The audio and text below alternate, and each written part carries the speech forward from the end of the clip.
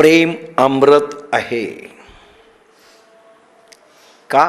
कामना रहित प्रेम. बर काय, वासना ज्याच्यामध्ये असेल, इच्छा ज्याच्यामध्ये असेल, आसक्ती ज्याच्यामध्ये असेल, जर ते प्रेम आलं समोर, त्याच्या 10% प्रेम, 90% वासना, इच्छा, आसक्ती असेल, आकांक्षा, ते प्रेम नाही.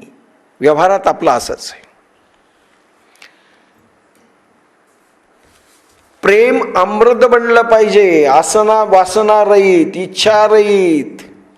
कोणी काही दिलं तरी गंगा कोणाला बिचारी हे करत नाही. बरं, कोणाला नाही.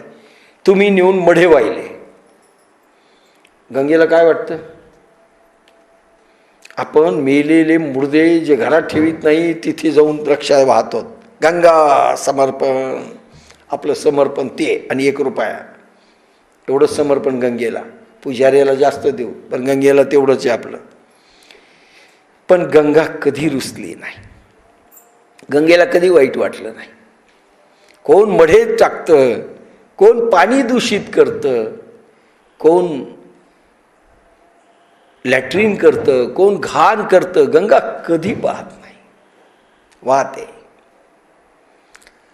आणि ज्यावेळेस पवित्र भगवती गंगा म्हणून समजून आम्ही जर तिचं आराधना केली, तिचं पाणी अमृत बनतं. लक्षात घ्या. तिला प्रसन्न केलं पाहिजे, त्या पवित्र भावनेने स्नान केलं पाहिजे. काही आमचे जुन्या काळात साधक जायचे, बुद्रुककर, वकील, कळंबरकर, कुठे चंद्रभागेवर स्नानाला चाललो म्हणायचे. आळंदीला आम्ही आपलं नळावर करायचं. का? पोहायला मिळतं म्हणले. पोहायला आता ते का पवित्र भाव आहे का? पोहायला मिळतं. कुठल्या भावनेनं तुम्ही गेले ते अमृत पवित्र का काय त्याच्यावर ठरतं. प्रेम अमृत आहे. राधिणी शक्ती. प्रेम म्हणजे एक सांगतो, व्यवहारामध्ये निर्व्याज प्रेम करा, निष्काम प्रेम करा. इथून पुढे नाही झालं आजपर्यंत तरी, कोणी किती वाईट वागो, तुम्ही तसे वागा ना. जर वागलं, निर्व्याज प्रेम केलं, प्रेम अमृत बनतं. म्हणजे तुम्हाला अमरत्वाकडे नेतो. प्रेम राधिणी शक्तीची उपासना आहे. व्यवहारातही त्या लहरी दाखवा. राधा राणी प्रसन्न झाली तर भगवान भागे चले आहे, त्याच्या मागे लागू नका. राधा राधा पुकारे तो भागा चले आहे, तो पळत येतो. राधेची उपासना आहे. आणि भगवान देखील राधेची उपासना करतात, कारण राधेमध्ये माधुर्य भाव आहे. आणि राधेमध्ये कोणता रस? मादन रस, मोदन नाही. मोदन रस याच्याकडे, पण दोन्ही रस, मोदन आणि मादन, हे राधेमध्ये आहे. आणि भगवान त्याचा भुकेला आहे. आणि ज्या राधा राणीचा एवढा भुकायला असेल, अरे कुठल्याही भक्तांचं, कुठल्याही सद्गुरूंचं, त्याला आवडणाऱ्या, त्याचं जरी तुम्ही पूजन केलं, स्मरण केलं, तर तो धावून तुमचं हे करतो. त्या राधा राणीची उपासना किती मोठी उपासना आहे. राधा हृदय भगवंताचं, भगवंताचं उपास्य स्थान आहे राधा. आणि तिची भक्ती केली तर राधा प्रसन्न झाली. स्वतंत्र भगवंताला प्रसन्न करावं लागत नाही. गुरुही प्रसन्न होतात, राधाही प्रसन्न होते. भगवान कृष्णाची स्वतंत्र गरज नाही. म्हणून प्रेम अमृत आहे. अमृतधारेकडे तुम्हाला भगवंताकडे खेचून नेते राधा, खेचून नेते. अरे एक एक गोपीला त्या झोक्यावर राधा बसवत होती. अंतरंगातल्या 8 गोपिका खास अष्टदल, आणि पुन्हा अंतरंगातल्या काही गोपिका ज्या परिपक्व झाल्या होत्या कृष्ण प्रेमामध्ये आणि राधेच्या याच्यात त्या सेवेमध्ये ज्या निमग्न होत्या, त्यांना कृष्ण प्रेम मिळावं म्हणून ज्यावेळेस राधा आणि कृष्ण झोके घेत होते, त्या निकुंजामध्ये त्यावेळेस राधा उतरली आणि भगवंताला प्रार्थना केली, मला जे तुम्ही सुख देता एक एक सुख यांना द्या. राधा प्रेम काय करतं, आणि एक एक गोपीला बसवत होती आणि कृष्णाबरोबर अगदी झोके त्या अगदी असं हात घालून घेत होते भगवान आणि त्यांना प्रेम देत होते. एक एक गोपीला ती हसत होती आणि तृप्त होत होत्या त्या गोपिका, कारण त्या निर्व्यास, त्यांनी इच्छा नाही केली की आम्हाला फक्त कृष्ण सुख आणि राधा प्रेम करतात आपसात ते सुख पाहायचंय, एवढी त्यांची इच्छा आहे. मला मिळावं हा भाव होता, तोपर्यंत नाही राधेने हे केलं. निर्व्यास प्रेम करणारे ज्यावेळेस गोपिका निर्माण झाल्या त्यावेळेस तिने एकेकाला सुख द्या भगवंता विनंती केली. आपल्याला देखील राधा कृष्णाला ओढून आली आणि ती प्रेम देईल, हे लक्षात घ्या. फक्त त्या याच्यामध्ये अमृतधारेमध्ये बसलं पाहिजे आपण. प्रेम मृत्यूपेक्षा मोठे आहे, मृत्यूपेक्षा मोठे प्रेम. प्रेम मृत्यूला जाणत नाही आणि प्रेमाची परीक्षा मृत्यू आहे, हे लक्षात घ्या. एक सुफी गोष्ट आहे, सुफी संतांची. 3 युवक होते, समान वयाचे, समान धर्मी, समान विचाराचे, फ्रेंड. 3 इडियट्स मधले 3 जे मित्र होते ना, त्याप्रमाणे 3 इडियट्स म्हणा, प्रेमामधले पागलवीर 3 होते. आणि हे 3 एका प्रियसीवर आसक्त झाले. एक प्रियसी, एक प्रियसी 3 प्रियकर, मोठा अवघड झाला प्रश्न. आणि प्रत्येक जण जिवंत होती तोपर्यंत दिल खोल के, एक म्हणायचा दिल के टुकड़े हजार हुए, कोई इधर गिरा कोई उधर गिरा. एक म्हणायचा तुझ्या वाचून मी राहू शकत नाही, मी बलिदान करायला तयार आहे, त्याग करायला. आणि एक म्हणायचा चांद तारे के तारे भी तोड के लावूंगा. असे एका. तिला प्रश्न पडला शेवटी खरा प्रियकर कोण, आणि ती फक्त पाहत होती. प्रेम तिघजणही दाखवत होते आपलं. आता परीक्षा कशी घ्यावी, योगायोगानं ती चिंतेमध्ये असताना कोणाचं प्रेम खरं मेली. ती प्रेयसी गेली वर. आता प्रेम कोणाचं होतं याची परीक्षा. एक काय झाला, एक जो प्रियकर होता त्याचं प्रेम होतं, प्रेम होतं सगळ्यांचं, पण प्रत्येकाचे भाव पहा आणि वागणं पहा. एकाने काय केलं, बाप म्हातारा होता, आई म्हातारी होती, एकुलती एक पोरगी, स्वरूपवान पोरगी मेली, पोरगं नाही, कोण करणार आपलं. जावई आल्या असता तर पोरगं समजलं असतं, म्हणून ते सारखे रडत होते. हा म्हणला आपली प्रियसी, त्यांचे आईवडील इतके करतायत, म्हणून आता आपण सेवा केली पाहिजे त्यांची, म्हणजे तिच्या प्रेमाला आपण आदरांजली दिली असं होईल. आणि म्हणून तो सेवक म्हणून रात्रंदिवस सेवा करू लागला. पाणी पाहिजे आणलं, जेवण पाहिजे आणलं, औषध पाहिजे आणलं, सगळं असं झालं. नंबर 2, दुसरा जो होता भनंग संन्यासी बनला. भनंग संन्यासी काय असतं, अनेक संन्यासी या देशात सध्या झालेत. संसार दुःखद वाटला म्हणून पळाले, संसार करू शकत नाही, बायकोला पोसू शकत नाही, आणि फुक्कट खायचंय. फुक्कट खायचं म्हणल्यानंतर फार प्रश्न येतो. मग चला, एकदा असं म्हणतात ना, मुंड मुंडाये 3 काज. मुंडन केलं तर 3 गोष्टी घडतात. मुंड मुंडाये 3 काज, एक सरकी मिठे खास. ओवा झाले असतील, खास मिटते. और खाने को मिले हलवा पुडी, लोग कहे महाराज. खायला चमचमच असतं आणि लोक पुन्हा महाराज बनतात. 3 गोष्टी साध्य होतात फक्त मुंडन केलं तर. याच्यामध्ये एक हा संन्यासी झाला भनंग.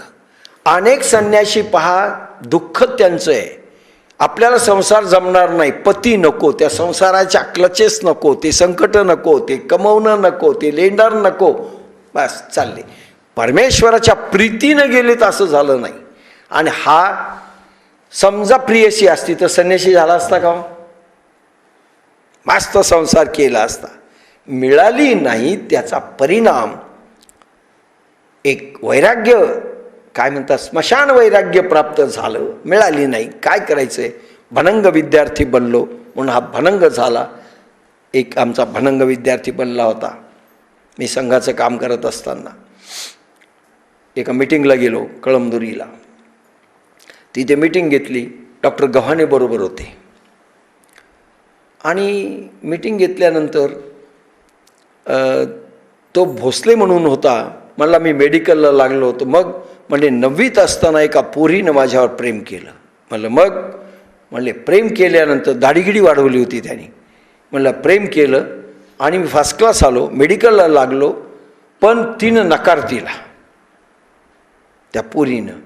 मग काय केलं, मी पुस्तकं जाळून टाकले आणि घरी आलो. भनंग विद्यार्थी म्हणलो.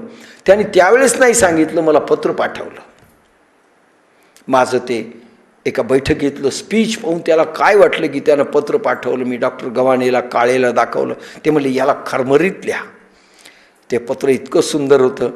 अनेक पोरी लव्ह मॅरेजमधून विभक्त झाल्या. ते पत्र मी दाखवित होतो कोणाला, पण ते ओरिजिनल पत्रच गायब झालं. एक 4-5 पेजचं लिहिलेलं होतं की प्रेम काय असतं, त्याच्यात मी वर्णन केलं होतं. आणि तुझं त्या पोरीचं लहान वयातलं प्रेम हे प्रेम आहे का? ती मोठी झाल्यानंतर तिनं नकार दिला तर भनंग कशा करता झाला? अरे कृष्ण त्या राधेकरता भनंग झाला असता तर विश्वाला तारणारं गीता तत्त्वज्ञान, महाभारतीय युद्ध या जगाला पाहायला मिळालं नसतं. विश्व तारल्या गेलं नसतं. महामानव अशा याच्यात फसत नाहीत, छोटी माणसं याच्यात अडकतात. अशा रीतीचं फार मोठं पत्र होतं. खूप उदाहरणं होती. गेलं ते. आता हा झाला भनंग आणि संन्यास झाला. काय करायचं आपल्याला संसार? आता बायको नको, पोर नको, भनभन करीत फिरायला लागला. तिसरा जो होता, आता म्हणला तिची जी कबर खोदली होती, कबर, त्याच्यामध्ये तो कबरीवर ते हवा घालत रोज बसायचा. ते एक हे होतं काय, कब्रस्तानमध्ये एक असं बांधलेलं होतं. त्याच्या कबरीमध्ये, पिरॅमिड्समध्ये तो हवा घालत बसायचा असा पंख्याने. बस हे 3 प्रकार. आता खरं प्रेम कसं? हा संन्यासी चालता चालता चालता एका गावात गेला. त्या गावात एका घरात घुसला. तिथे एक मोठं असा जाळ होता, म्हणजे अग्नी पेटलेला होता. आणि हा गेला. म्हणला बरं दिसायला, थोडं काही मागू खायला. म्हणले मागितलं. कोण आहे? म्हणले तुम्ही संन्यासी आहात. बोलत असताना तिथे कसे झाले, काय झाले, तितक्यात एक पोरगं आलं लहान पळत, आणि ते बोलूच देईन यांना. बाबा बाबा करत ते आलं. याने उचलून त्या भट्टीत टाकलं अग्नीच्या त्या पोराला. संन्याशाला वाटलं याच्या घरचं खायचं का? आज स्वतःच्या पोराला यांनी भट्टीत टाकलं. जळून गेलं ते पोरगं चा करीत. आणि हा म्हणायला चला आपण आता गप्पा मारू. तुम्हाला गप्पा मारू, खाणंही नको गप्पा नको. तर म्हणलं अरे असं काय करता तुम्ही? मी कबूल केलंय तुम्हाला. म्हणले कबूल काय केलं? तुमचं पोरगं मारलं, हत्या केली तुम्ही, दुष्ट आहात. तुम्हाला असं वाटतं का? ठीक आहे म्हणले आपण पहा. त्याने ती रक्षा काढली अग्नी भिजून. रक्षा काढून जादूची कांडी फिरवली. एक हाड होतं ते असं फिरवलं की तो जिवंत झालं पोरगं. आता तर म्हणले खाल. अरे म्हणले आपली बायको आता जिवंत करू प्रियसी. त्याला म्हणले कृपा करून ते द्या ना थोडंसं. मला ठीक आहे घेऊन जा. म्हणले आमची प्रियसी मेली म्हणून मी संन्यासी झालो. आता संन्यासी पण गेलं ना, देव गेला ना. संन्यासी देवाकरता झाला होता का? जे मिळालं नाही खट्टे हे अंगूर म्हणून झाला होता. आता गेला. आणि ती जी कबर होती ना, तिथं अशी काडी फिरवली की ती उठून उभा राहिली.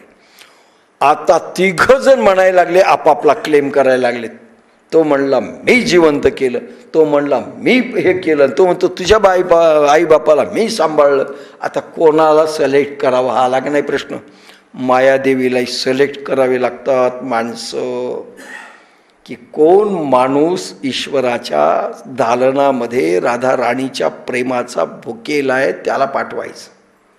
ती परीक्षा घेते, प्रत्येक क्षणाला परीक्षा घेते. जसं आता कोण करावं, मग तिनं विचार केला. एक जण बापाची सेवा करत होता, आईची सेवा करत होता. आईची आणि बापाची सेवा करत होता. म्हणले हा तर सेवावृत्ती आहे, सेवा करणारा आहे, लक्षात घ्या. आणि म्हणून त्यांनी काय सांगितलं की हा जो आहे आधी याचं संन्यासाचं, मला संन्याशाने आपल्याला जिवंत केलं, म्हणजे बर्थ दिला, मला जन्म दिला नवीन, म्हणजे हा बाप झाला. म्हणजे याचं प्रेम कसं आहे, बापासारखं. आता जो सेवा करीत होता म्हणे माझ्या ऐवजी आईवडिलांची सेवा केली, हा भाऊ पडतो म्हणले. झालं.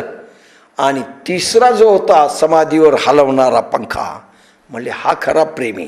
काही कोणी पाहिलं नाही, बापाचं नाही, हे नाही, भनंग झाला नाही, रात्रंदिवस अश्रू ढाळत होता माझ्या समाधीवर, हा खरा प्रेमी. भगवंतासाठी व्यवहार करत असताना कोण अश्रू ढाळतं, कोण अथांग प्रेम करतं, कोण संसाराच्या गोष्टीला गौण समजून ईश्वराकडे पळतं. प्रत्येक गोष्ट ती माता पाहते, कोण,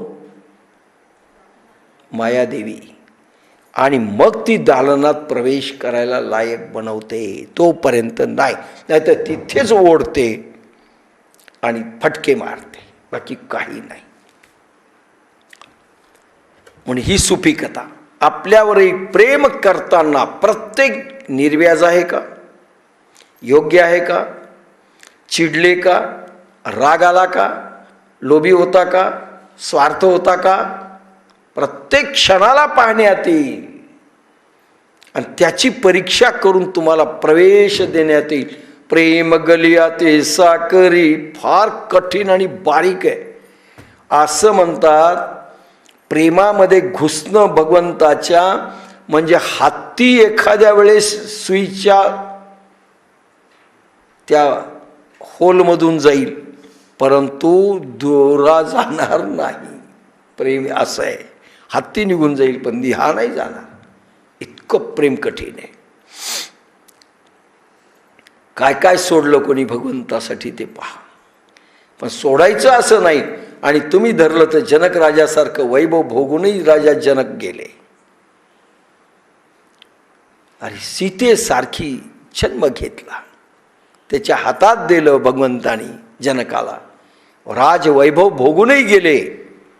अरे काही काही महात्मे प्रचंड हिरे मोत्यांनी माखलेले होते. हे तुमचे स्वामीनारायण काय, असं समजू नका की अकिंचन राहावं, पण तुम्ही वागले कसे त्याच्यावर ते तुम्हाला संपत्ती द्यायची का नाही द्यायची हे तो ठरवतो, की तुम्हाला कसं ठेवायचं आहे, का तुम्हाला पानदान करायचं आहे, त्याची मर्जी येते. म्हणून मृत्यू, आपण मृत्यूला भीतो का हे पाहिलं जातं. 3 युवक सारख्या गुणांचे, समान धर्मा, एका युवतीवर प्रेम करणारे गुण कसे तोलावे, कसं तोलावं. सारखं प्रेम दिसत होतं वरून, कठीण झालं. आता आपल्यामध्ये असं होईल, हां तुम्ही सुनेवर प्रेम करता पण नवऱ्यावर करत नाहीत, तुम्ही पोरावर करता पण नौकरावर नाही, तुम्ही याच्यावर करता त्याच्यावर नाही. तुकारामाने किती बारीक बारीक लिहिलंय. दया करणे जे पुत्रासी तेच दासा आणि दासी, किती बारकावा आहे. तेवढ्याच ताकदीचं प्रेम दास आणि दासीवर करा. आणि त्यांना वाटलं पाहिजे, they should feel about you. म्हणजे इतकं आहे तर बारीक बारीक लहरी तुम्ही स्वतःच विचार करा, कोणी दाखवणार नाही. दाखवला की तुम्हाला राग येईल, तुम्ही विचार करा, माझं योग्य आहे का असं बोलणं, असं चालणं, असं हे करणं? काय होईल? दुसऱ्याचं मन दुखेल का? हिंसा होईल का? हिंसा होईल. करुणा प्रगटायली का हिंसा प्रगटायली? दोष प्रगटायलेत का गुण प्रगटायलेत? चरित्र निर्माण व्हायलं की चारित्र्य घसरायलंय? काय व्हायलंय? प्रत्येक क्षण महत्वाचं आहे. क्षणोक्षणी हाची करव विचार, उतरावया पार भव सिंधू. क्षणाक्षणाला विचार करा.